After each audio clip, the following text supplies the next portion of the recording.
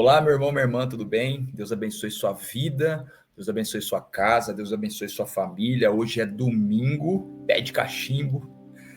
Deus abençoe seu domingo. É bom iniciar a semana com uma mensagem de Deus para os nossos corações, né?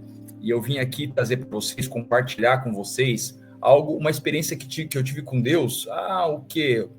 Talvez um mês atrás, pouco menos de um mês atrás, e assim, as experiências que eu tenho com Deus são assim, muito edificante, né? Eu aprendo muito com o Senhor. O Senhor é gracioso, o Senhor é sábio. Os ensinamentos de Deus são assim,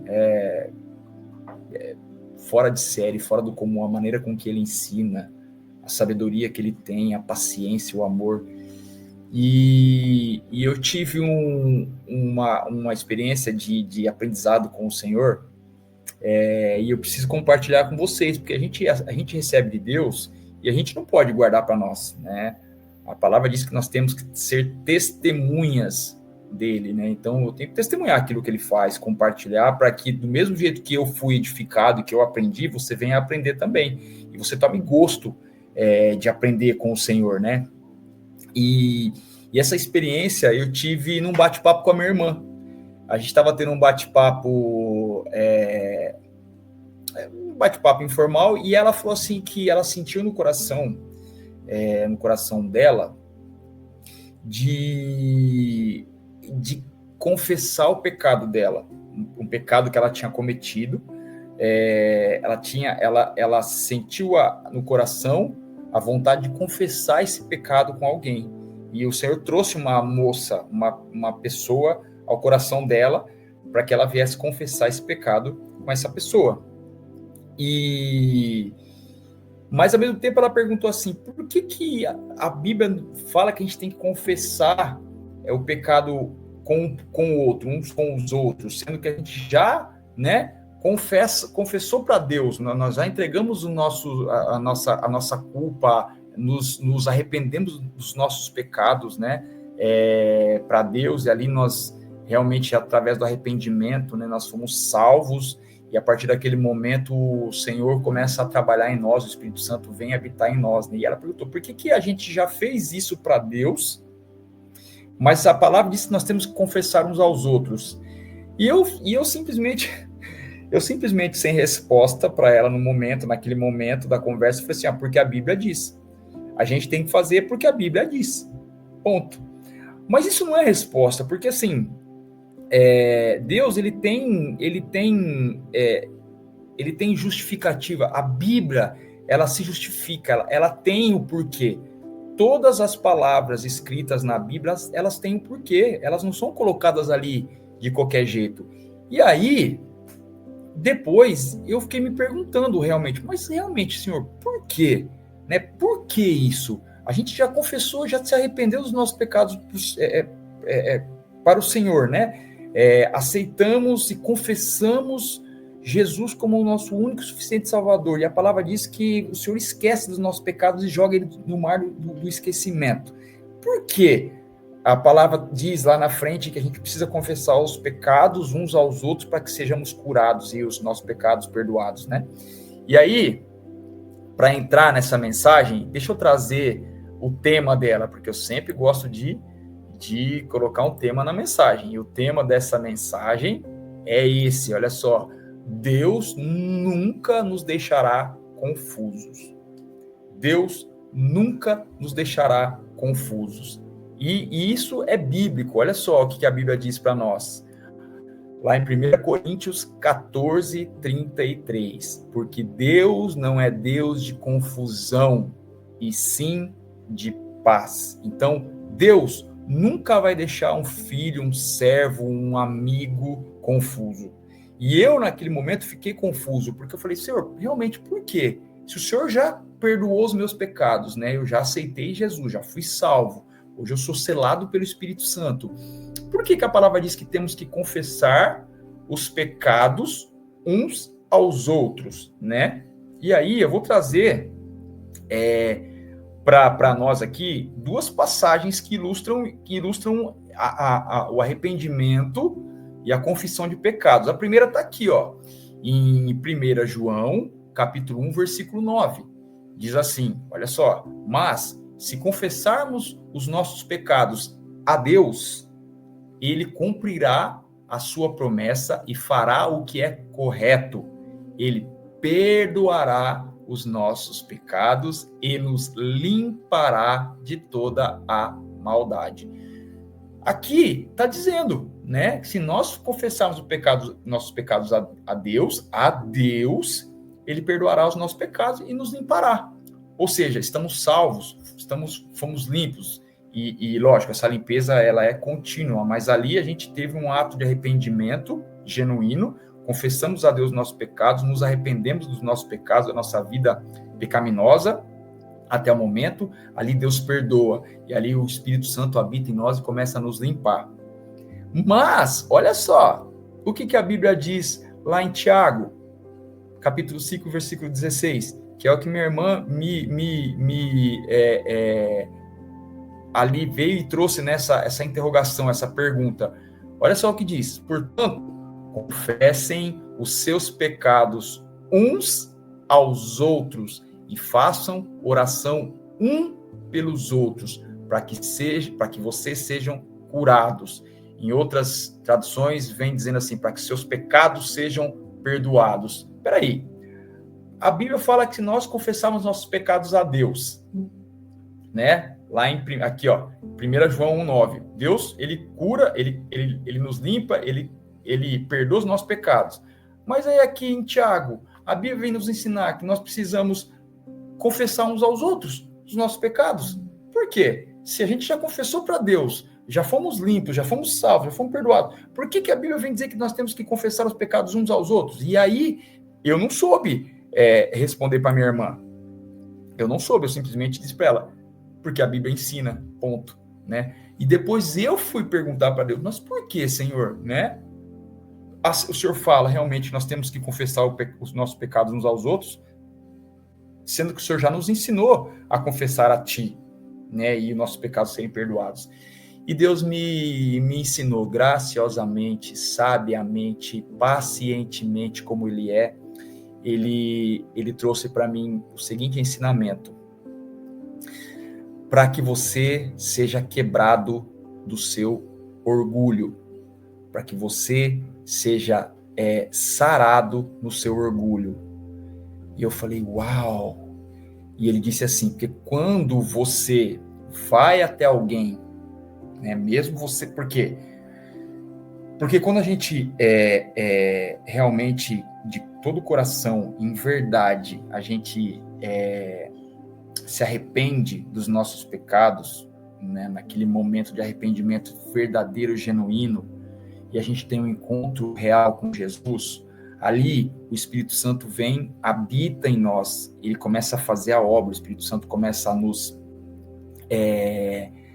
convencer da vida que nós tínhamos antes, ele começa a mostrar pra gente como a gente era pecador, tudo aquilo que nós fizemos de errado, que não agradava a Deus, ele vem trabalhando no nosso coração, para que nós possamos caminhar numa vida que agrade ao Senhor, né? E você passa, se você realmente busca isso todos os dias, você passa a ser cheio do Espírito Santo. Só que nós somos seres humanos, nós não estamos livres da presença do pecado. Nós estamos livres do poder do pecado. O pecado não tem mais poder sobre nós, tá? Nós não somos mais escravos do pecado. Minha pequena, minha coisa linda, minha gatinha ela fica aqui. Eu queria mostrar para vocês aqui. Ela fica me olhando. Eu fico falando, ela fica me olhando. Então, enquanto a gente está no mundão, a gente está vivendo uma vida fora do Senhor, fora fora da vontade dele, né? Sem intimidade com o Senhor, nós somos reféns e escravos do pecado. O pecado tem poder sobre nós. Nós agimos em pecado, nós vivemos pecando em pensamento, em fala, em atitude, em sentimentos, em olhar, em ouvir. Nós vivemos uma vida de pecado. Quando a gente cai em si, se arrepende de tudo isso e pede para Deus mudar a nossa vida de verdade, genuinamente, tem um arrependimento genuíno, ali os nossos pecados são perdoados, as vendas elas caem dos nossos olhos, o Espírito Santo entra e começa a fazer a obra nos limpando. Deus perdoou tudo aquilo que nós vivemos lá para trás. Nós não estamos mais sob poder do pecado, mas nós estamos na presença dele, ele está presente ainda. Então, a gente não vai viver sem pecar. Porém, a gente não vai viver pecando como se o pecado não fosse nada demais. A gente vai pecar, a gente vai acontecer, a gente vai tropeçar. Eu falo que o pecado na vida do cristão de verdade, genuíno, é quando você está caminhando, você tropeça. Você não está andando e tropeça toda hora. Você não anda tropeçando, né? Você não anda tropeçando. Você dá um passo, tropeça. Outro... Não. Quando você está no mundão e no pecado, você anda tropeçando, você vive tropeçando. Quando você se arrepende, se entrega para Jesus e o Espírito Santo começa a trabalhar em você, o pecado é um tropeço. De vez em quando, você está ali, você dá um tropeção. Em alguma situação, você está caminhando, tropeça. Então, o pecado na vida do cristão é um tropeço, que acontece de vez em quando. Vai acontecer, mas de vez em quando. E quando isso acontecer, a Bíblia manda a gente confessar para o outro. Para quê? Para que você não se encha de orgulho, achando que porque você foi salvo, você foi perdoado, você é a habitação do Espírito Santo, você é um homem ou uma mulher usados por Deus, você é um semideus, um anjo, um ser angelical, o cara. Não.